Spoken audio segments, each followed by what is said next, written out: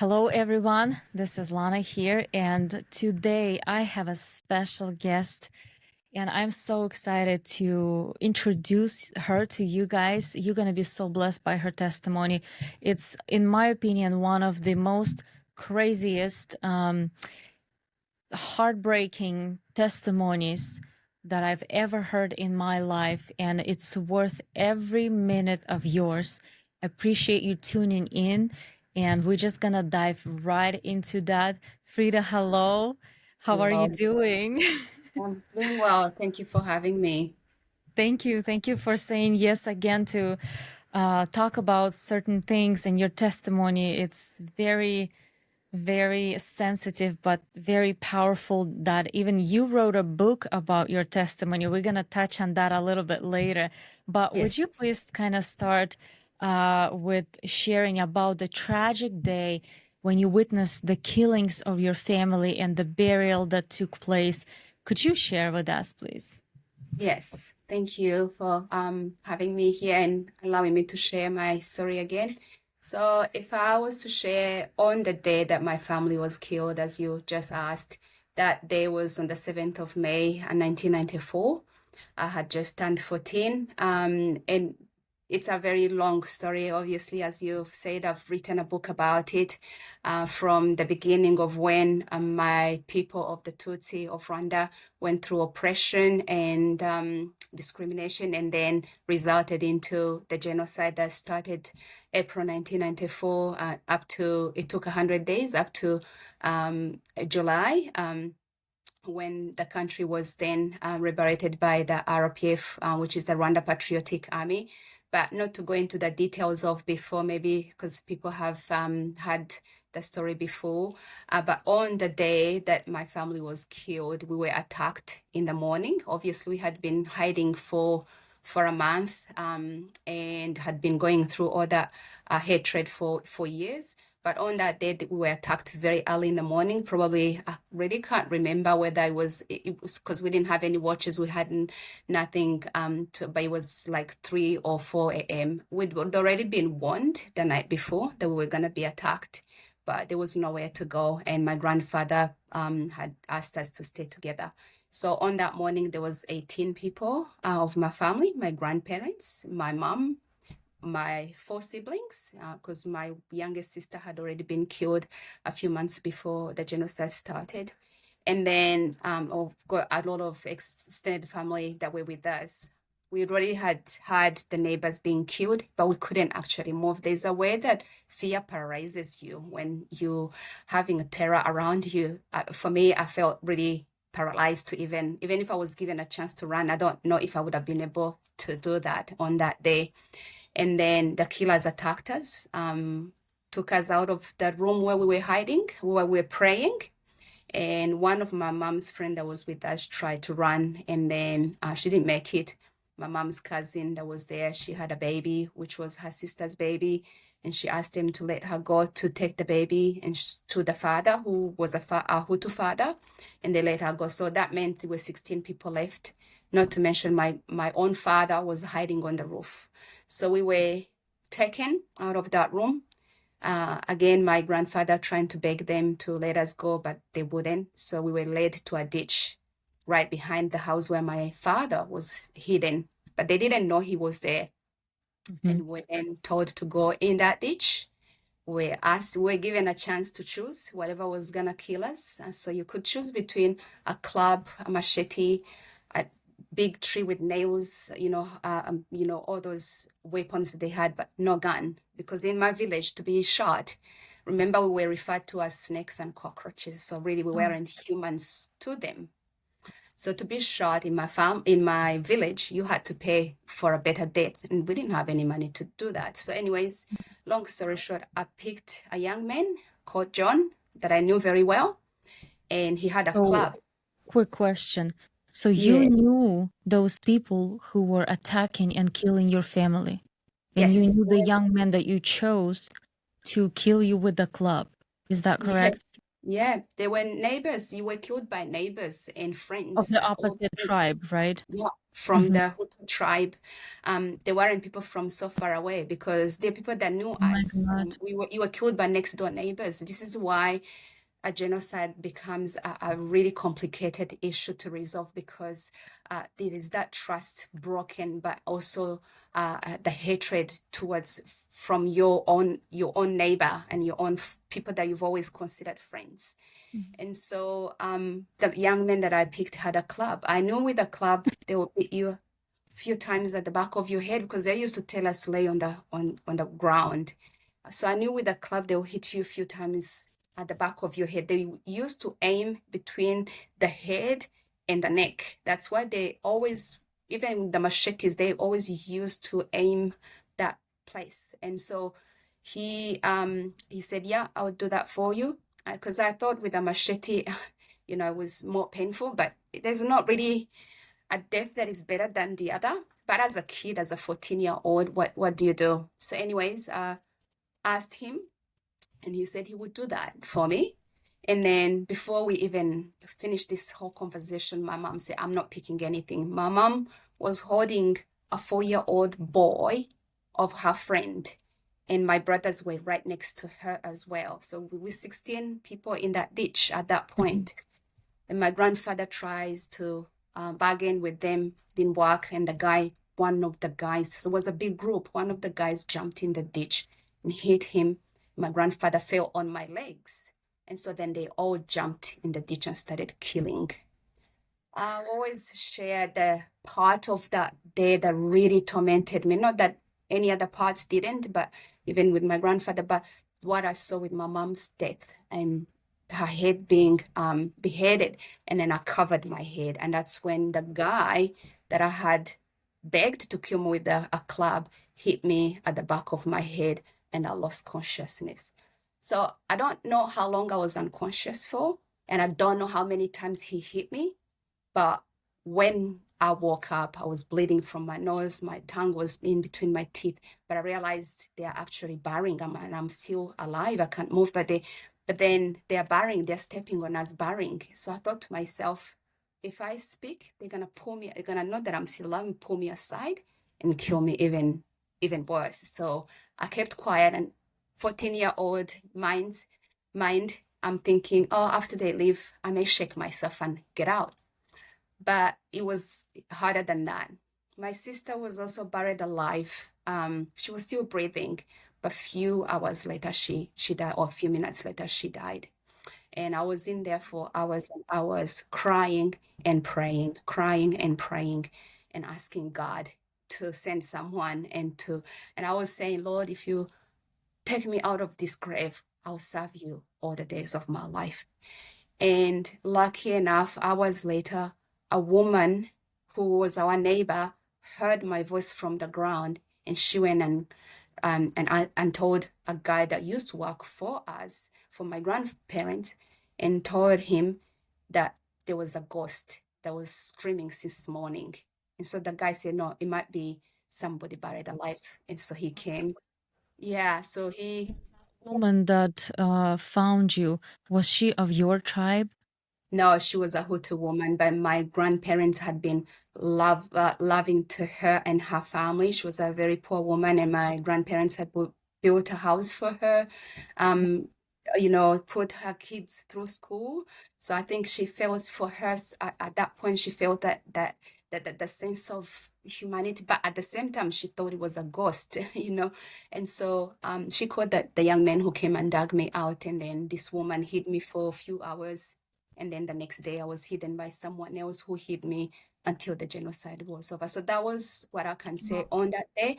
I can only just say that I'm just saying in few words, but it's probably, if I think back, that Hmm. day was the longest day of my life. And Wow. the feelings and the words I can't find right words to actually describe that, but Wow. that's what happened. And so ended up, I was the only one that then made it out of that grave. And my father, whom I thought, oh, maybe dad would have seen what happened and he ran. Instead, my dad, after seeing everything that was done to us, he actually offered himself to the group to go be killed, because he just said, I don't have anything to live for. My wife and kids and parents are all gone. You just killed them. So he offered himself and he was killed on the same day as well. So that's what What happened an on that day. insane and tragic story. Um, Yeah. Frida, with all of this that took place in your life, you seeing your family being murdered and this genocide taking place of people that belong to your tribe, how did you like go through the childhood with this trauma and how did you cope with that? Yeah. So, like I said, I was only 14. It was a very challenging time. Not that it at any age is any easier, but teenage years was very hard. Later on, I was then when the genocide ended, when the RPF, when the Rwanda Patriotic Army liberated the country, I was then fostered by my mom's cousin in another Mhm, country of Gabon, which was in the West Africa. But I went mhm. through a trouble time of a lot of trauma. Every night I had nightmares if I actually slept because there was a lot of Wow. sleepless nights of crying. Mhm, I wasn't able to tell my story. I couldn't even tell my uncle what had happened to his sister and my siblings. I couldn't tell. I had not been able to speak about it. It wasn't until I became a Christian that I was actually able to tell my story. But for 4 years, I could mhm. not discuss and be able to put in words what I felt and what I'd seen as a child. So it was I went through depression. I went through suicidal thoughts at the age of 16. I tried to take my own life and I was in a coma for a few days, and even then God preserved my life. But that was because of the pain that I was feeling that I couldn't explain to anyone. My friends at school, because I was in a boarding school, my friends at school would try to even ask me, and I just couldn't find the words. I would lock myself in the bathroom for hours and hours. And I'm talking about really bad and smelly bathrooms. And I would just cry in the middle of the night while everyone else is sleeping in a boarding school. I'm putting my pillow on my head and I want to scream in the pillow because I couldn't find words to express what I was feeling. So it was a tough time. But it wasn't just me, it was a lot of other teenagers as well. So we tried to comfort each other and help each other, but it was tough. I bet it was. I bet it was such a young girl Yeah, dealing with so much emotion that you can't even explain what is going on. And yeah, uh, what I know that your story is so incredible, not even only in the fact that this tragic thing happened to you and your family, but what's more incredible is that your story doesn't end there. It ends with you actually forgiving the men who murdered your family, who buried you alive, and who did all of those things. Could you share what led you to forgive those people that really hurt you? yeah. And how So did it happen? yeah. So thank you for that. Forgiveness is a very long journey and it's a personal journey. No one can do it for you. But when I turned, a few months before I turned 18, I gave my life to Christ and my life really turned around. And I could understand now, I was able to understand that God had preserved my life for a reason. And so it was the man who actually preached on the day that I gave my life to Christ on the 15th of January, 1998. And I remember it vividly, him saying, someone is here and God is going to use your story around the world for his own glory. And I know he was talking about me. But I, as I always say, it's not like you become a Christian and then all of a sudden, yeah, you forgive like God forgave us. And no, it wasn't, for me, it wasn't the case. I still was carrying a lot of hatred. And I thought I have all the reasons, to hate all these people that have caused a lot of pain and a lot of have taken everything and everyone that I loved. And it wasn't until a few months later that I was then God was speaking to me for my own life and my own journey, and I thought I was ready, and I decided to go see the man, but I actually couldn't. I couldn't. I couldn't speak to him. I couldn't look at him. just was full of hatred and fear and anger at the same time. Had a lot of emotions at once, which is very very very explanatory for someone who's been through the similar case. But what I can say before I even talk about forgiveness and what led me to that was the relationship I had with God, but also for a victim to understand I don't owe anything to our perpetrator, but I owe everything to myself as a survivor. And I owe everything to my God. So it was nothing to do with perpetrators. It was nothing to do with them accepting or asking me for forgiveness. It was everything to do with my healing journey.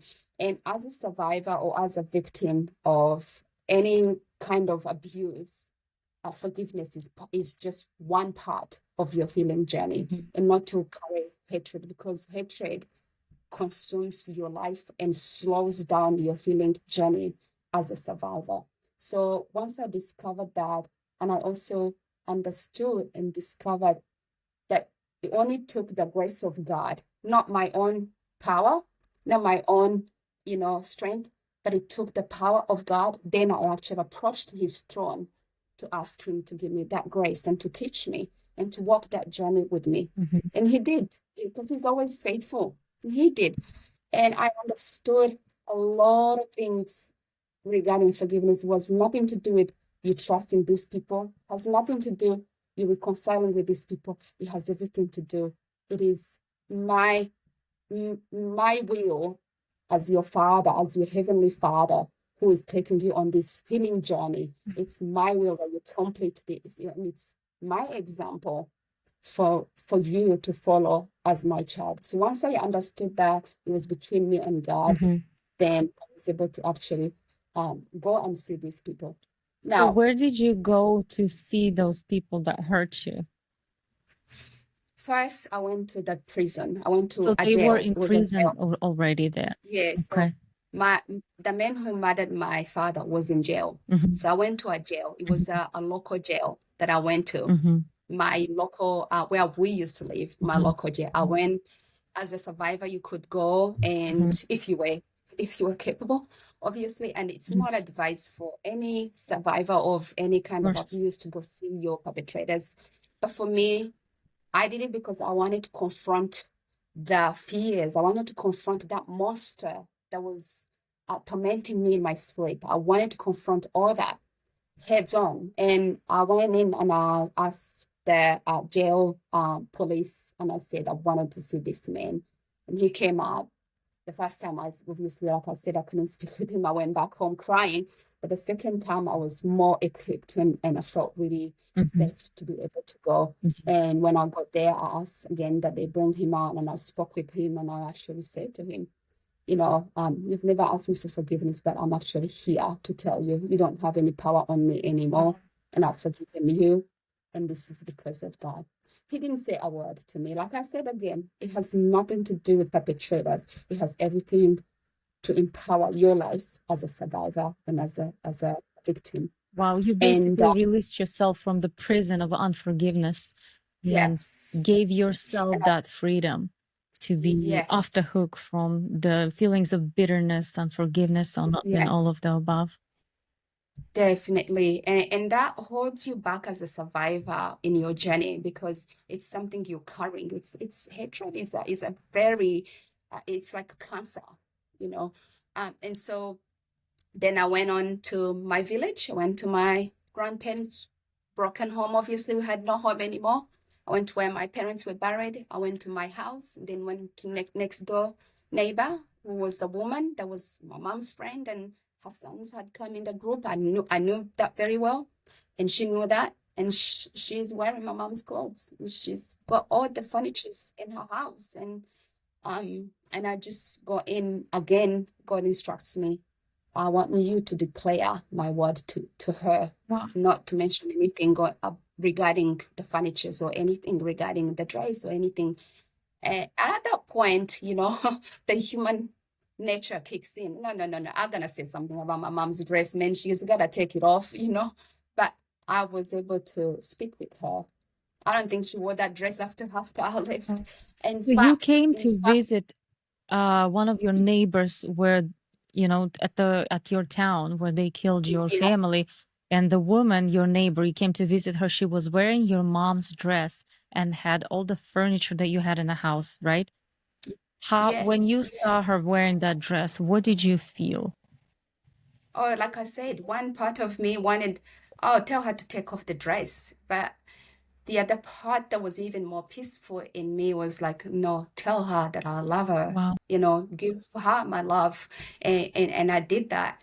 And then, actually, a few weeks after I left, she called me and said she wanted to return the furnitures. And I've rebuilt my home. Today I've rebuilt my home. I've actually gone home in January with my kids. Mm, And the very same furniture that she had is the very furniture that is in that house today. Because I think she probably was burning in her heart that how I saw the furnitures and I didn't say anything about the furnitures. wow. But what I'm saying is that it was more of God um, gracing me on that day, on that journey, and Hmm. to deal with all those pieces in my Right, heart of right, hatred and bitterness. right. And it was from then that I actually felt and found peace.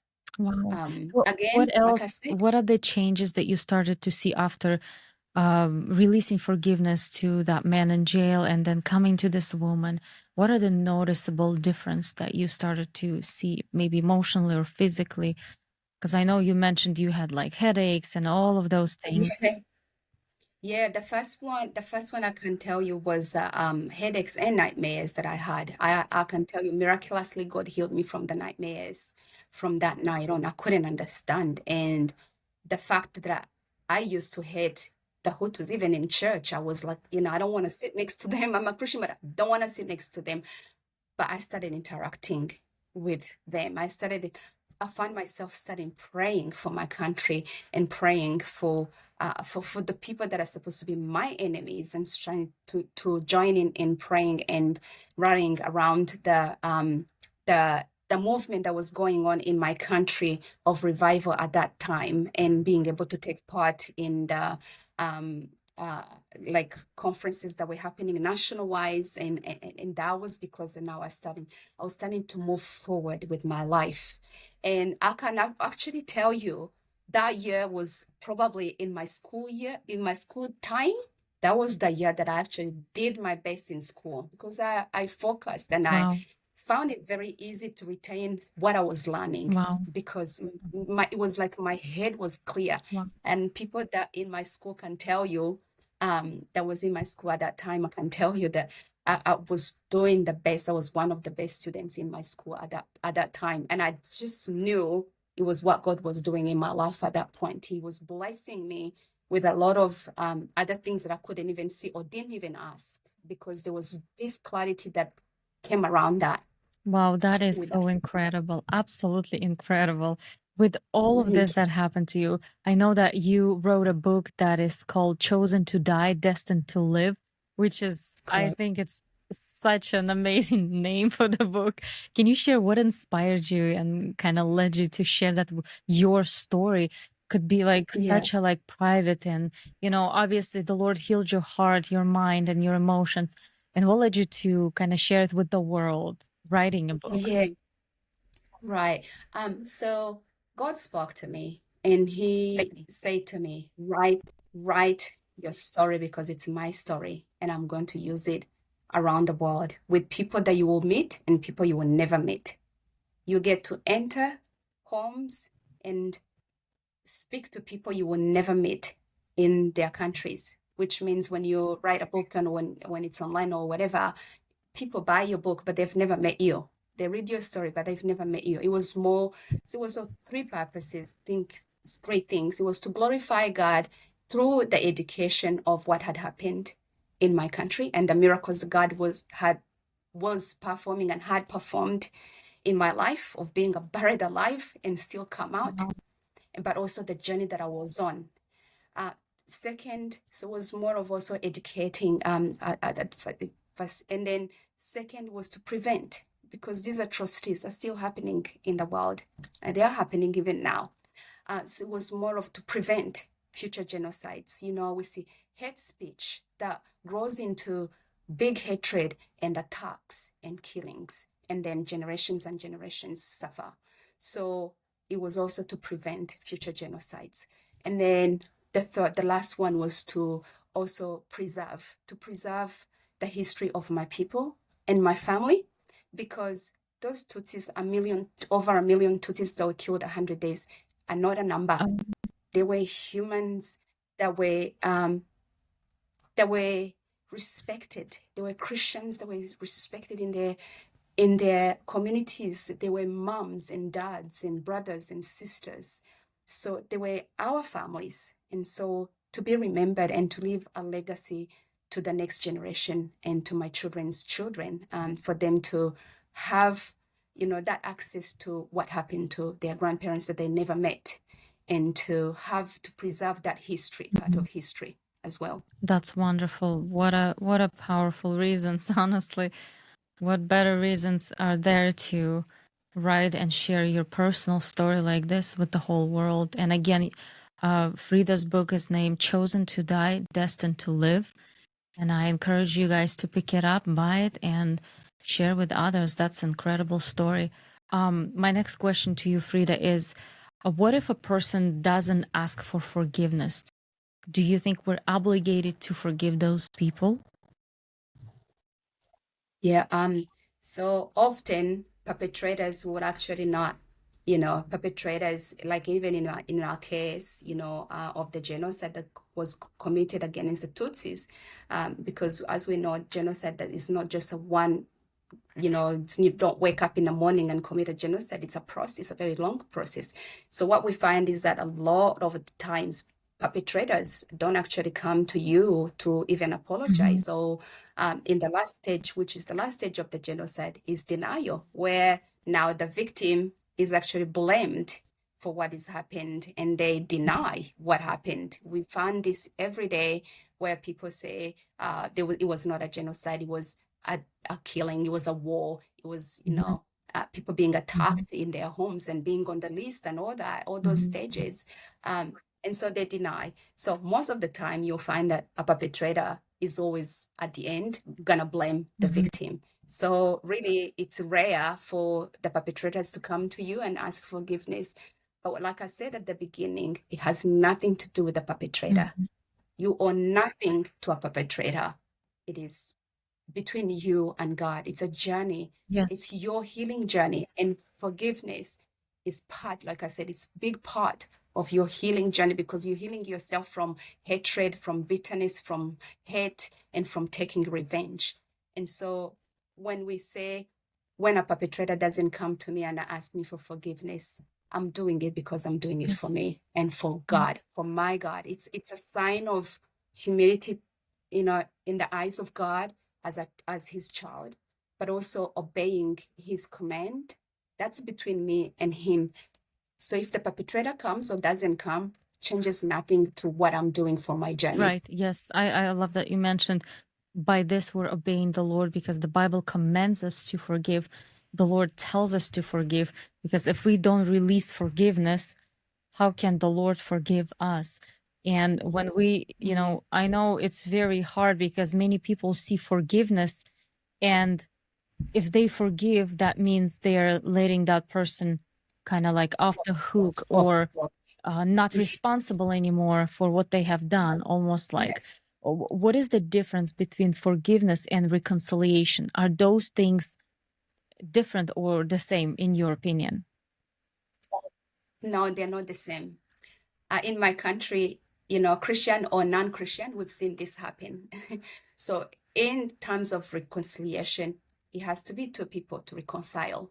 The two parts needs to be willing, because if it is a relationship that is to be restored, the two parts have to play parts in wanting that relationship restored. That's reconciliation. The perpetrator will have to work hard, or the abuser will have to work very hard to earn the victim's trust. But with forgiveness, you can forgive, and you're not obligated to trust this person. You're not obligated to be friends with this person. But you have done it because you do not hate this person. And so Forgiveness takes you and God. Reconciliation takes the perpetrator and the victim or the survivor or the abuser to play those two Mhm. parts. And if it's between, even with God, God offers our Yes. forgiveness. He offers forgiveness through Jesus Christ and through the cross, but it also takes us to accept the free gift. So there's reconciliation. When you accept the free Mhm. gift from God, you've played your part between you and God, and that then there is a Right. relationship Right. established and grows and flourishes because there's that acceptance of that free gift. Right. So it's the same when there is an abuser. To have that reconciliation, it's so in so many times. Yes, you can forgive, but in many times relationships are completely Yeah. broken Yeah. beyond repair because either the perpetrator or the abuser has not earned the trust enough Yes. to rebuild that Right. relationship. That's so true. That's so correct. Forgiveness is really essential to our Christian faith. We have to forgive. The Lord commands us to forgive other people. If you have been hurt, if you have been taken advantage of or abused, it's not worth it to hold unforgiveness in your heart. You're the prisoner, and those people, they are, not really affected by the fact that you're holding bitterness and unforgiveness. And I encourage you, if you are that person, I pray that the Lord gives you grace and realization to forgive those people, just like Frida did. Her testimony is insane, another level, yet she still forgave by the power of the Holy Spirit, and she released herself out of that prison. And I truly hope and pray that you will do exact the same thing. Thank you guys so much for watching. And next week, I'm going to release a second part to this story. We're going to be dealing with abuse in the relationships. So you don't want to miss that. And I will see you next week.